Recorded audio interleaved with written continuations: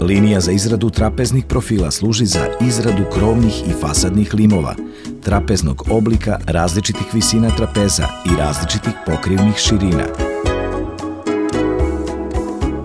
Linija se sastoji od odmotalice nosivosti do 10.000 kg, radnog dela mašine, hidrauličnih ili ekscentar makaza, prihvatnog padajućeg stola i upravljačkog pulta.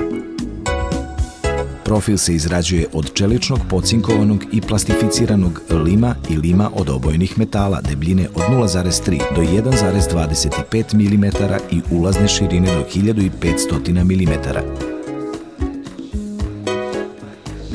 Proces profilisanja odvija se u radnom delu mašine pomoću profilnih valjaka, raspoređenih u fazama, čiji broj zavisi od složenosti profila.